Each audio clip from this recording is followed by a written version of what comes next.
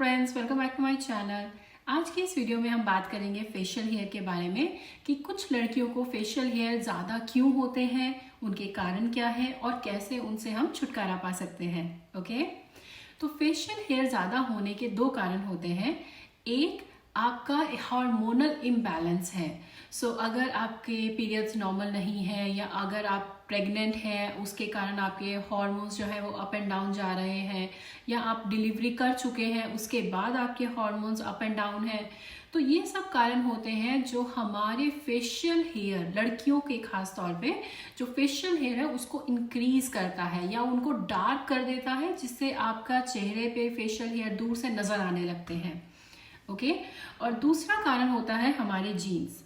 तो कुछ लड़कियों के शुरू से ही माँ बाप का भी ऐसा ही रहता है, बॉडी हेयर ज़्यादा होते हैं, तो उसके कारण आपकी जो बॉडी है वो ऑलरेडी वैसे हार्मोन जिनके कारण हमारे फेशियल हेयर होते हैं वो ज़्यादा प्रोड्यूस कर रही है।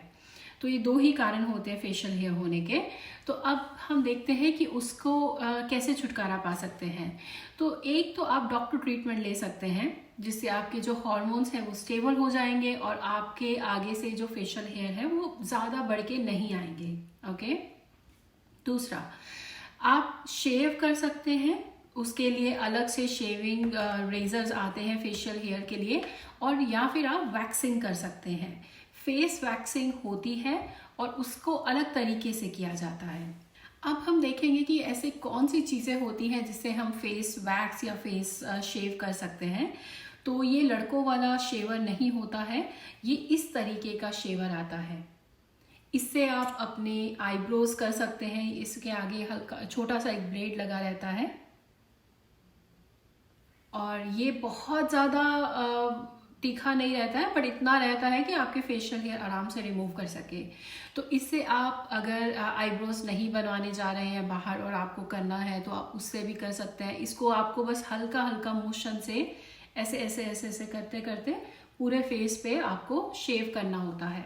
और क्योंकि ये एक तरीके का रेज़र है बट ये लड़कियों के लिए आता है, तो इसके बाद जैसे ही आपका हो जाए तो आप ट्राई करें कि आप एक टोनर से पहले अपने फेस को क्लीन करें और उसके बाद आप कोई मॉइस्चराइज़र लगाएं। लेकिन अगर आप शेव कर रहे हैं, आप ये ध्यान रखें कि आप कोई भी एसिड वाला टोनर ना लगाएं।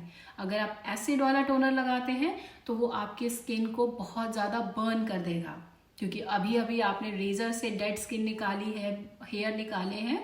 तो आप बहुत ही कोई भी जेंटल सा टोनर लें और उसको पहले लगाएं और उसके बाद कोई भी मॉइस्चराइज़र लगा के उसको हल्का हल्का मसाज करने दें। ओके, दूसरा तरीका है वैक्सिंग करने का। तो उसके लिए आप इस तरीके के वैक्सिंग कप्स आते हैं, इसमें वैक्सिंग रहता है इस तरीके का, ये हार्ड वैक्स रहता है। तो आप इसको माइक्रोवेव ओवन जो रहते हैं आप उसमें रख दीजिए। इसका डायरेक्शंस हर कप का अलग रहता है, तो आप अपने कप का डायरेक्शंस पढ़ें कि उसको कितना टाइम लगता है और आप उस हिसाब से उसको माइक्रोवेव करें। उसका एक स्पैचुला आता है, आप अपने जहाँ भी आपको फेशियल हेयर है वहाँ लगाएं और इसको ठंडा होने दें। ये रेगुलर वैक्स स्ट्रिप जैसा नहीं रहता है जो हम पार्लर से करवाते हैं। ये आपको वैसे का वैसा ही फेस पे लगाना है। ठंडा हो जाने के बाद आप उसको स्ट्रिप ऑफ कर दें। तो ये फेशियल वैक्स के लिए अच्छा रहता है। अगर आप वो स्ट्रिप वाला लगाते हैं तो उसमें बहुत ज़्यादा चांसेस हैं कि आपके आईब्रोज बीच में आ सकते हैं, कहीं और लग सकता है। और वो जो हॉट वैक्स आता है जिससे हम अपने आर्म्स या लेग्स को वैक्स करते हैं, वो बहुत ही मेसी रहता है, वो फेस के लिए बिल्कुल भी अच्छा नहीं रहता है। और क्योंकि उसका जो टेम्परेचर है जिसमें हम वो गर्म करते हैं वो थोड़ा हमारे फेस के लिए ज़्यादा होता है, उतना नहीं होना चाहिए। और उसके कारण हमारे फेस की जो स्किन है वो ऑलरेडी सेंसिटिव रहती है, तो वो और ज़्यादा उसको बर्न कर सकती है। तो मेरी रिकमेंडेशन है, अगर आप वैक्स करना चाहते हैं तो ऐसा कोल्ड वैक्स लें, या अगर आप शेव करना चाहते हैं तो इस तरीके का शेवर लें। और अभी हम बात करेंगे कि दोनों तरीकों के फ़ायदे क्या हैं और नुकसान क्या हैं। अगर आप मेरे से पूछेंगे कि इन दोनों में से बेटर कौन सा है, तो ये एक्चुअली आपके ऊपर डिपेंड करता है कि आपके जो हेयर हैं वो कितने थिक हैं, या फिर आपको कहीं जाना है, या आपके पास टाइम कितना है, आप कितनी जल्दी कर सकते हैं, ये सब चीज़ें वो सब मैटर करता है। लेकिन इन दोनों में से बेटर वाला कोई ऐसा बात नहीं है, दोनों ही उतने ही अच्छे तरीके हैं, आप कोई भी यूज़ कर सकते हैं। तो अगर आप शेविंग करते हैं तो शेविंग में सबसे बड़ी प्रॉब्लम ये है कि आपकी जो स्किन है वो कटने के चांसेस हैं। अगर आप अच्छे से या ध्यान से नहीं कर रहे हैं तो हल्के हल्के बहुत ही माइक्रो कट्स लग सकते हैं, लेकिन इतना ज़्यादा परेशानी नहीं है क्योंकि वो बहुत जल्दी हील भी हो जाते हैं, तो आप शेव कर सकते हैं। लेकिन शेव का दूसरा प्रॉब्लम ये है कि वो आपकी त्वचा के ऊपर से बालों को काटता है। तो अगर आप ऊपर ऊपर से काटेंगे तो वो ग्रोथ भी जल्दी करते हैं। लेकिन ये जो लोग बोलते हैं कि अगर आप शेव करते हैं तो आपके बाल जो है वो मोटे हो जाएंगे नेक्स्ट टाइम से, या फिर ज़्यादा काले दिख के आएंगे, या और ज़्यादा बढ़ के आएंगे, ये सब गलत है। ऐसा कुछ नहीं होता है। हर बॉडी पार्ट का जो हेयर ग्रोथ का एक साइकिल रहता है वो नियमित रहता है। कभी भी शेविंग करने के बाद आपके बाल बहुत ज़्यादा नहीं आएंगे, वो सब आपके हॉर्मोन्स के ऊपर डिपेंड करता है। ओके, वो हमें लगता ज़रूर है कि वो थिक हो गए हैं, वो मोटे हो गए हैं बाल नए वाले। तो जब आप शेव करते हैं तो होता क्या है, जो बाल आप कट करते हैं त्वचा के ऊपर से, तो वो एक एंगल में कटते हैं, तो एक तिकोने हिसाब से कटते हैं। तो जो हमारे नए बाल आते हैं वो एक एंगल में होने के कारण जब हम अपने फेस को हाथ लगाते हैं तो हमें वो तीखे लगते हैं और हमें ऐसा लगता है कि वो पहले से ज़्यादा मोटे हो गए हैं, लेकिन ऐसा होता नहीं है। वो सिर्फ कटिंग करने के तरीके के कारण ऐसा लगता है। ओके, तो आपके बाल कोई मोटे नहीं होंगे, कोई ज़्यादा थिक नहीं होंगे, आप शेव कर सकते हैं। ओके, और तीसरा शेविंग करने में प्रॉब्लम ये है कि आपको एक फ़ायदा है एक्चुअली कि आपको उसमें बहुत ज़्यादा टाइम नहीं लगता है। तो आप शेविंग करने में जितना टाइम लगाएंगे उससे डबल से ट्रिपल टाइम लगेगा अगर आप वैक्स करते हैं। तो ये लिटरली फ़र्क पड़ता है कि अगर आपको कहीं जाना है, मार्केट जाना है, शादी में जाना है, और आपको इमीडिएटली कुछ चाहिए कि मैं अपने फेशियल हेयर को क्लीन कर सकूं, तो shaving is a better idea. वो आप जल्दी कर पाएंगे, वैक्सिंग को टाइम लगेगा। ओके, अब हम बात करेंगे वैक्सिंग की।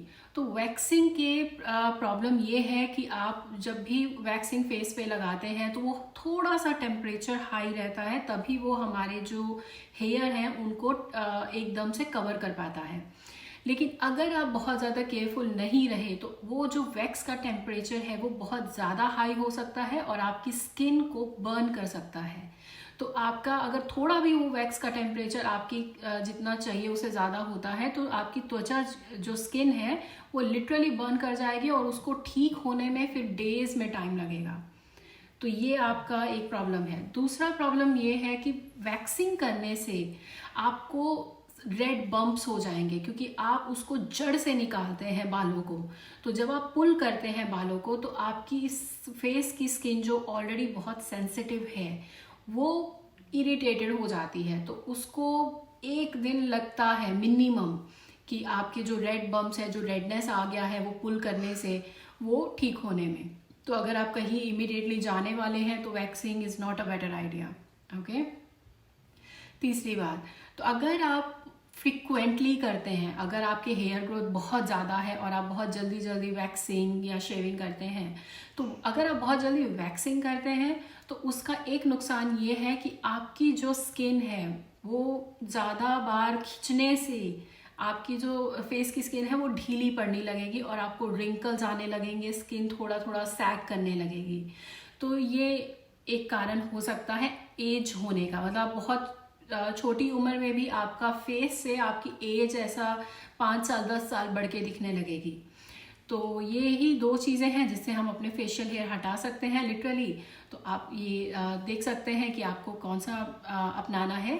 तीसरा एक चीज़ है ट्वीज़र्स की। आप ये मेरे पास ट्वीज़र्स है, मैं दिखा सकती हूँ। तो ट्वीज़र्स रहते हैं, आप उसके बालों को, ये इस तरीके का ट्वीज़र रहता है, तो आप लिटरली बालों को ऐसा निकाल सकते हैं, बट ये टाइम कंज्यूमिंग है। इससे आपकी स्किन नहीं निकलेगी, आपकी स्किन इरिटेट नहीं होगी क्योंकि आप एक एक बाल को निकाल रहे हैं। ये वैक्सिंग जैसा ही रहेगा, बट ये इतना टाइम कंज्यूमिंग रहेगा कि शायद उतना टाइम लगाना फेशियल हेयर को निकालने के लिए वर्थ नहीं है। तो सो ये आपको चूज़ करना है कि आपके लिए प्रायोरिटी क्या है। आपको चूज़ करना है कि आपकी स्किन के हिसाब से आपको कौन सा ऑप्शन अपनाना चाहिए फेशियल हेयर रिमूव करने का।